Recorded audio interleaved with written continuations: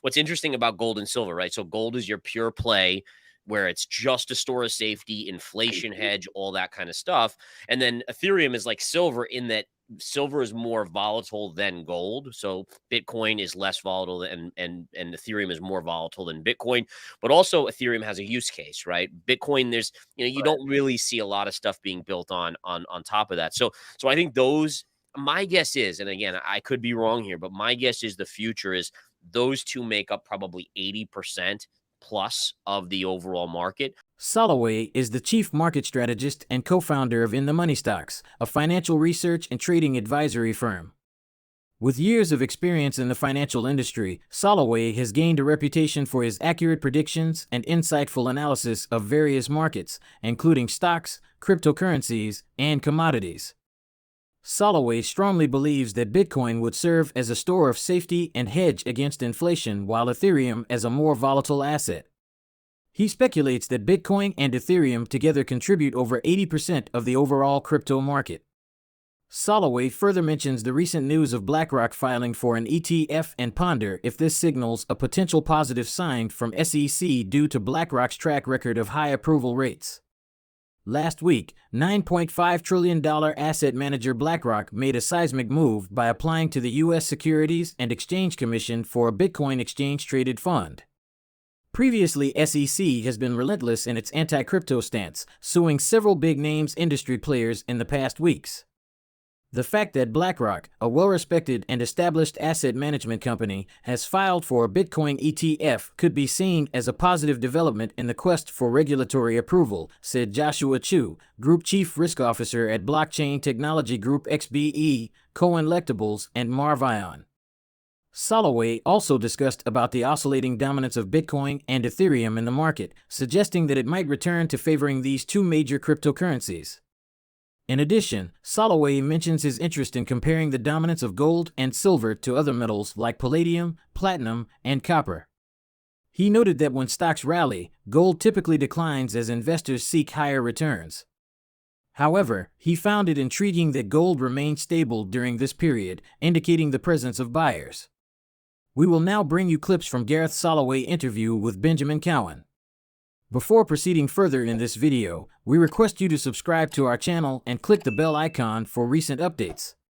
From my perspective is definitely Bitcoin's on that track to be that digital gold asset. And I think Ethereum is likely the silver kind of the crypto market. The biggest news in the last week was that BlackRock filed for a ETF, right? And so the question is, and I think the big question, we saw a little rally in crypto because of this, is does this mean because there's such a mega financial institution that they talked to Gary Gensler and Gary Gensler might have said, hey, listen, yeah, Bitcoin isn't a security. So we're going to give you the biggest financial institution the green light. Because I think if you look at the stats, right, BlackRock's filed for like 75 ETFs. They've gotten approved on 74 of them, right? So they obviously have this kind of ability to kind of say, okay, if we're going to do this, the probabilities of success are very high. Yet we've seen the SEC reject time and time again a spot ETF. So it's kind of interesting here. What I do want to show here, and I'm going to flip over to my screen here, is I do want to go over that gold chart. A lot of people have been asking me, do you still see gold breaking out this year? We've kind of see gold languishing here. And the one thing I would just point to, and this brings us over to the stock market side of things, is that gold is stalling here. But what we're seeing is there's a massive inflow of bullishness into the market. So in general, when you see stocks like Nvidia going to new all-time highs and things, in general, you see gold falling more because it's a safety hedge, right? It's people saying, hey, I don't want to be in gold because I want to be in risk assets where I'm going to make more than a few percent on a yearly basis, which is more along the lines of what you expect from gold. And so I find it fascinating. And it's the same sort of thought process that I had when we were trading at the lows on gold in 2022 and going back to 2021 and the markets were at their highs. You weren't seeing, and by the way, this is when the Fed was raising most aggressively, and generally gold reacts very negatively to hikes in interest rates.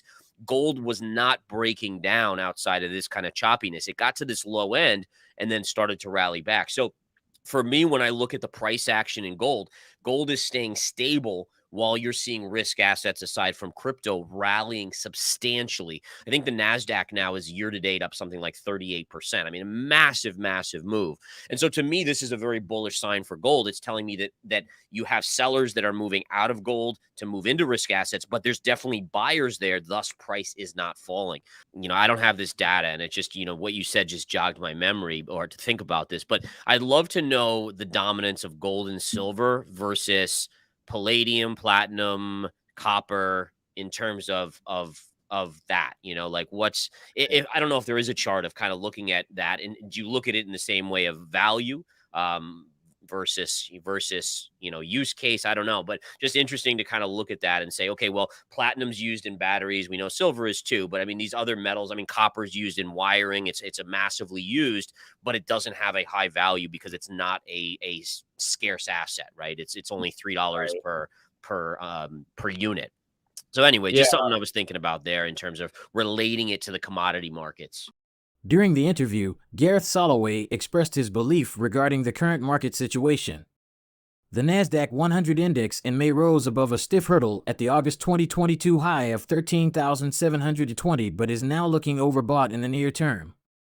However, Soloway drew attention to past cycles such as the dot-com bubble, in which there was a 41% drop and a subsequent 41% rally before prices eventually plummeted by 85%. In new economic projections last week, Fed officials appeared to confirm a soft landing outlook by raising their median 2023 growth projection to 1%, essentially revising away their implicit recession call in the process. While Gareth Soloway expressed his belief that Federal Reserve has never successfully engineered a soft landing in the past, Soloway pointed out that the 10-year yield has formed a bullish consolidation, suggesting a potential upward movement. Meanwhile, he still raised questions about the impact of rising interest rates on the overall stock market and contemplated whether the stock market would reach new all-time highs. Furthermore, Soloway's discussion sheds light on the behavior of Bitcoin in bear markets. He repeatedly mentioned in his previous interviews, if Bitcoin surpassed the $30,000 mark, it could potentially signal the beginning of a bull market. Let's get back to interview. Chart here. So this is the NASDAQ, and I love showing this, right? So the NASDAQ chart, from the highs, it dropped about 38%. And what we can see here is that we've rallied 37.2% back up.